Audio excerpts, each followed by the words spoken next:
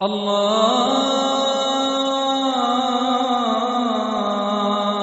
أكبر الله أكبر الله أكبر الله أكبر.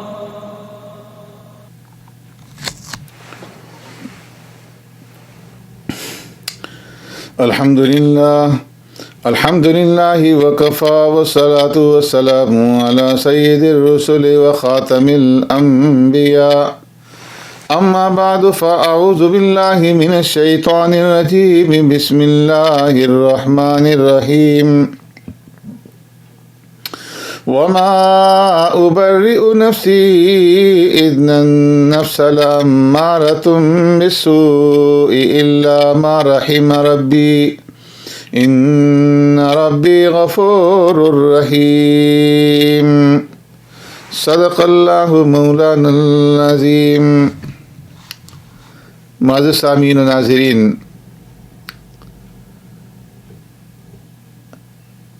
جب عورتوں کی طرف سے حضرت یوسف علیہ السلام کی بے گناہی اور پاک دامنی ثابت ہو گئی تو اس موقع پر انتہائی تواضع اور عاجزی کا مظاہرہ کرتے ہوئے یوسف علیہ السلام نے فرمایا کہ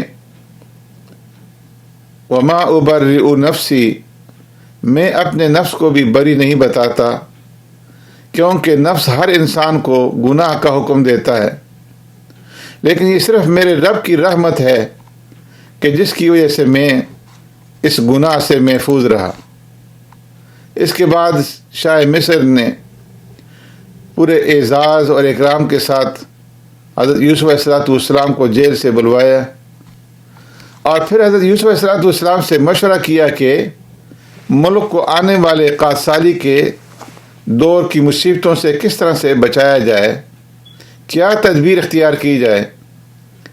اس وقت حضرت یوسف علیہ السلام نے کہا کہ اگر اقتدار مجھے دے دیا جائے تو میں حکومت کے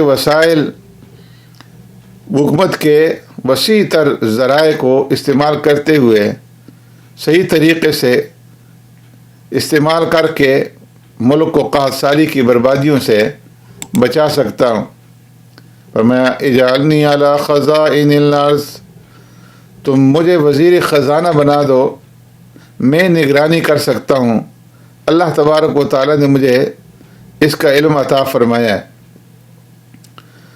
چنانچہ یوسف علیہ السلام کو وزارت خزانہ سونپ دی گئی، اور کچھ عرصے کے بعد بادشاہ نے حکومت کے تمام اختیارات یوسف علیہ السلام کو سونپ دیے، ان کے ہاتھ پر اسلام قبول کر لیا، اور یوسف علیہ السلام نے بہترین طریقے سے اس قحط کے زمانے میں نظام مملکت کو سنبھالا۔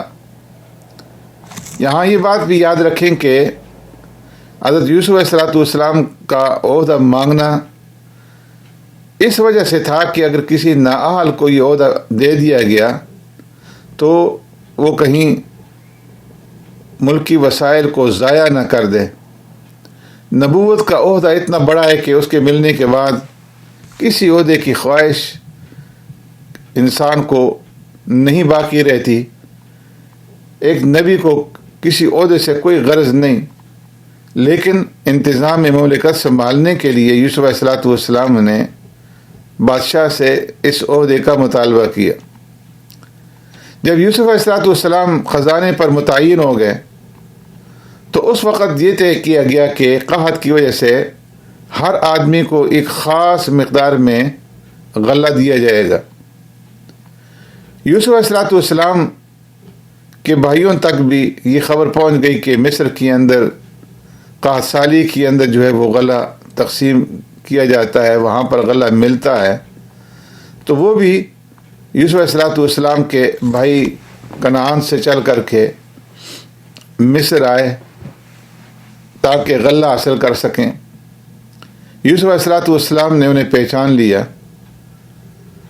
اور جب وہ واپس جانے لگے تو یوسف علیہ السلام نے ان سے پوچھا کہ تم کتنے بھائی ہو؟ انہوں نے بتایا کہ ہمارا ایک بھائی اور بھی ہے، وہ والد کے پاس ہے۔ یوسف علیہ السلام نے فرمایا کہ آئندہ اس کو بھی اپنے ساتھ لے کر کے آنا، اگر اسے ساتھ لے کر کے نہ آئے فَإِن لَمْ تَأْتُونِي بِهِ فَلَا كَيْلَ لَكُمْ عِندِي وَلَا تَقْرَبُونَ، تو پھر تمہیں کوئی غلہ نہیں ملے گا اور نہ ہی تمہارا اس طرح اکرام ہوگا جس طرح اس وزٹ کے اندر ہوا ہے۔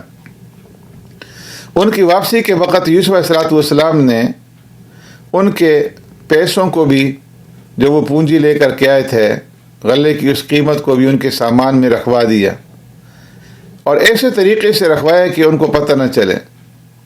جب واپس جا کر انہوں نے اپنا سامان کھولا تو اس کے اندر پیسے بھی موجود تھے۔ انہوں نے کہا کہ یہ تو ہمیں غلہ بھی فری بھی مل گیا اور پیسے بھی ہمیں واپس آ گئے، یہ تو بہت ہی نیک انسان ہے، نیک بادشاہ ہے۔ اس لیے اپنے والد سے درخواست کی، یا ابانا منع من الکیل فارسل معنا اخانا نقتل وإنا له لحافظون۔ اپنے والد سے کہنے لگے کہ ابا جان، آپ ہمارے بھائی بنیامین کو بھی ہمارے ساتھ بھیجیں۔ حضرت یعقوب علیہ السلام فرمانے لگے کہ میں بنیامین کو تمہارے ساتھ کیسے بھیج سکتا ہوں؟ وہ کہنے لگے ہم اس کی حفاظت کریں گے۔ حضرت یعقوب علیہ السلام نے فرمایا کہ پہلے بھی تم نے یوسف کے بارے میں ایسا ہی کہا تھا، چونکہ پہلے انہیں جھٹکا لگا ہوا تھا، اس لیے انکار کر دیا کہ میں بنیامین کو تمہارے ساتھ نہیں بھیجوں گا جب تک کہ تم مجھ سے پختہ وعدہ نہ کرو کہ تم اسے واپس لے کر کے آؤ گے۔ انہوں نے وعدہ کیا، حضرت یعقوب علیہ السلام نے اجازت دے دی، اور جس وقت اب یہ سارے بھائی واپس دوبارہ مصر جانے لگے تو حضرت یعقوب علیہ السلام نے انہیں نصیحت فرمائی اور فرمانے لگے وقال یا بنی لا تدخلوا من باب واحد، کہ بیٹو ایک دروازے سے مصر میں داخل نہ ہونا بلکہ الگ الگ دروازوں سے داخل ہونا۔ وہ خوبصورت تھے، قد آور تھے، اس لیے حضرت یعقوب علیہ السلام کو خدشہ ہوا کہ کہیں نظر نہ لگ جائے، اور ساتھ ہی یہ بھی فرما دیا کہ یہ محض ایک تدبیر ہے، باقی کسی کو نفع یا نقصان پہنچانے کا اختیار صرف اللہ رب العزت کے پاس ہے۔ اب یہ بھائی جس وقت واپس ہوئے تو باپ کے حکم کی تعمیر کرتے ہوئے مصر کے اندر مختلف دروازوں سے داخل ہوئے۔ جس وقت حضرت یوسف علیہ السلام کے پاس یہ بھائی پہنچے، وَلَمَّا دَخَلُوا عَلَى يُوسُفَ آوَى إِلَيْهِ أَخَاهُ قَالَ إِنِّي أَنَا أَخُوكَ، تو یوسف علیہ السلام نے بنیامین کو اپنے پاس بلا کر کے انہیں خاص جگہ دی اور آہستہ سے فرما دیا کہ میں تمہارا بھائی یوسف ہوں، لہٰذا تم ان باتوں پر رنجیدہ نہ ہونا جو یہ کرتے رہے ہیں۔ حضرت یوسف علیہ السلام نے اپنے بھائی سے یہ بھی کہہ دیا کہ میں تمہیں یہاں روکنے کی کوشش کروں گا اور اس کے لیے کوئی تدبیر کروں گا۔ چنانچہ یوسف علیہ السلام نے یہ تدبیر اختیار کی کہ جو ناپ کرنے کا پیمانہ تھا وہ حضرت یوسف علیہ السلام کے کہنے پر ان کے چھوٹے بھائی بنیامین کے غلے کے اندر رکھ دیا گیا، اور جس وقت یہ واپس چلے تو حکومت کی طرف سے ایک شخص نے اعلان کیا کہ ہمارا جو غلہ ناپنے کا برتن تھا وہ چوری ہو گیا ہے، اس لیے ہم تم سب کی تلاشی لیں گے۔ انہوں نے کہا کہ ہم کوئی چور نہیں ہیں، وما كنا سارقین، اور نہ ہی چوری کی نیت سے ہم یہاں پر آئے ہیں، لیکن اعلان کرنے والوں نے کہا کہ اگر تم جھوٹے ثابت ہوئے تو تمہاری اس بات کی کیا سزا ہوگی؟ انہوں نے خود سزا مقرر کی کہ جس کے پاس سے پیمانہ برآمد ہوگا تو اسے روک لیا جائے۔ حضرت یعقوب علیہ السلام کی شریعت میں چور کی یہی سزا تھی، اس لیے پہلے دوسرے بھائیوں کی تلاشی لی گئی اور آخر میں بنیامین کے سامان سے وہ پیالہ برآمد کیا گیا۔ تو بھائی کہنے لگے کہ یہ کوئی تعجب کی بات نہیں، اس سے پہلے ان یسرق فقد سرق اخ له من قبل، اگر اس نے چوری کی ہے تو اس سے پہلے اس کا بھائی بھی چوری کر چکا ہے۔ فأسرها یوسف فی نفسی، یوسف علیہ السلام نے ان کی یہ بات سن کر کے اسے ہضم کر لیا، خاموشی اختیار کر لی۔ یوسف علیہ السلام کی طرف چوری کی نسبت کا جو واقعہ ہے، یہ یوسف علیہ السلام کے بچپن میں پیش آیا کہ ان کی پرورش کے لیے ان کی پھوپھی انہیں اپنے ساتھ لے گئی۔ جب یعقوب علیہ السلام انہیں واپس لینے گئے تو پھوپھی کو یوسف علیہ السلام سے محبت ہو چکی تھی، اور وہ چاہتی تھی کہ یوسف علیہ السلام کسی بھی طریقے سے میرے پاس رہ جائے۔ اس لیے یوسف علیہ السلام کو روکنے کے لیے یہ تدبیر اختیار کی کہ اپنا ایک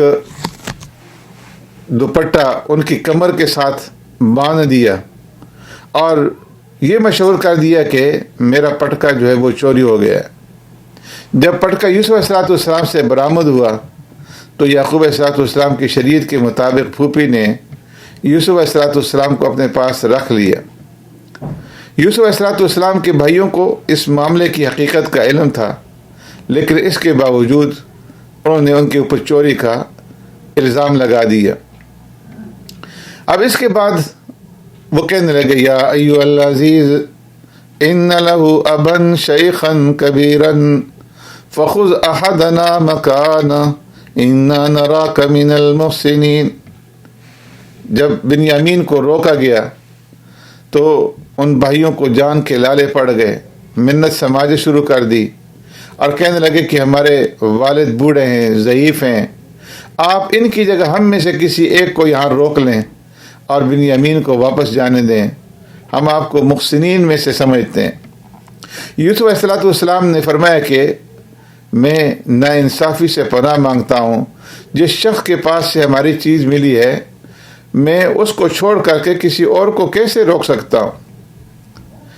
چنانچہ بنیامین کو روک لیا گیا، اور جب وہ مایوس ہو گئے تو آپس میں مشورہ کرنے لگے۔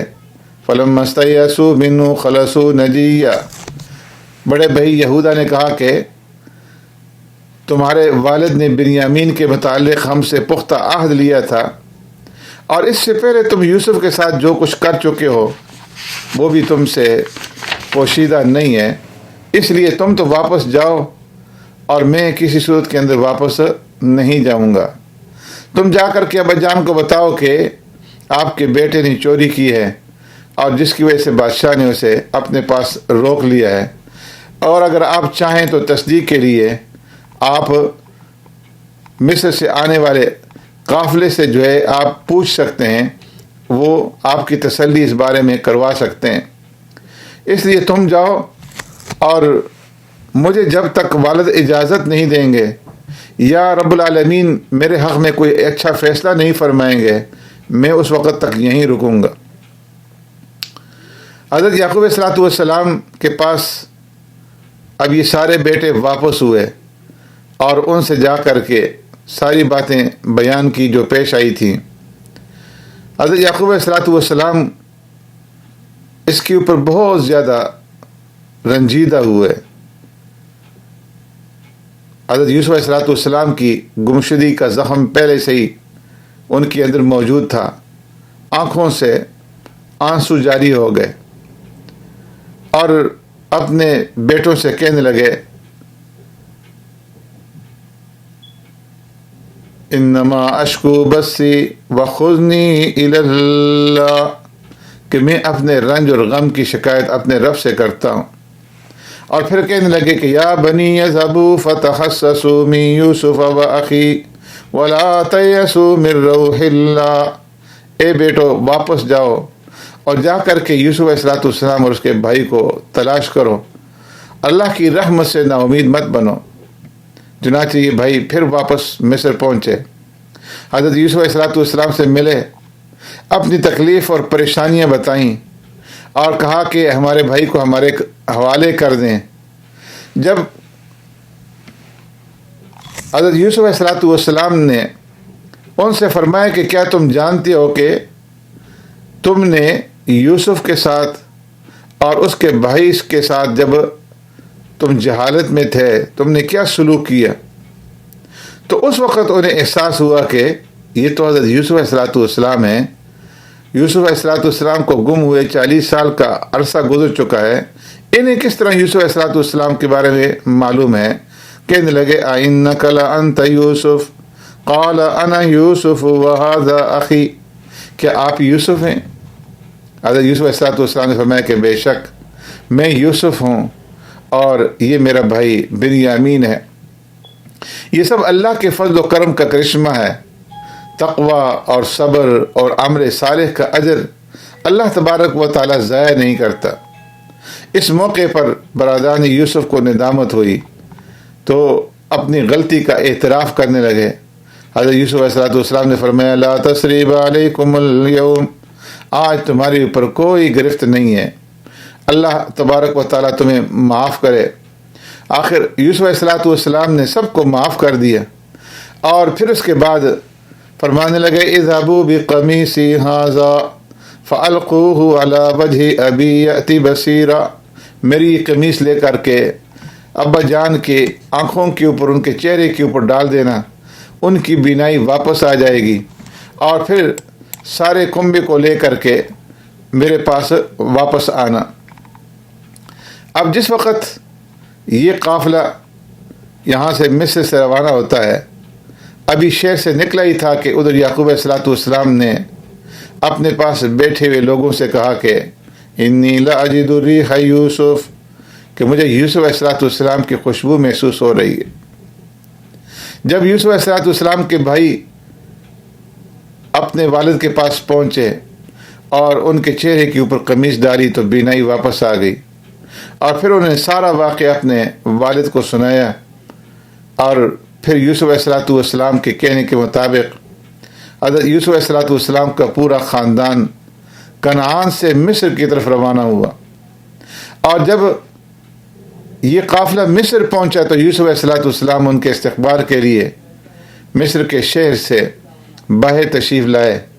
والدین سے ملاقات ہوئی، ان کا اکرام کیا اور انہیں اپنے ساتھ تخت پر بٹھایا، اور اس موقع پر حضرت یوسف علیہ السلام کے والدین اور بھائی سب کے سب سجدے میں گر پڑے.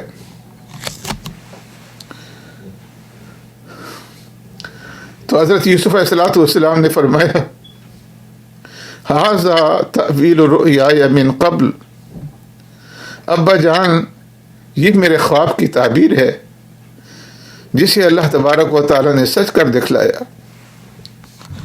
فرمایا کہ یہ سجدہ یا تو اللہ تبارک و تعالیٰ کا شکر بجا لانے کے لیے تھا کہ یوسف علیہ السلام مل گئے ہیں، یا سجدہ تعظیمی تھا جو حضرت یوسف علیہ السلام کی شریعت میں جائز تھا. سبحانک اللہم و بحمدک نشہد ان لا الہ الا انت نستغفرک و نتوب الیک.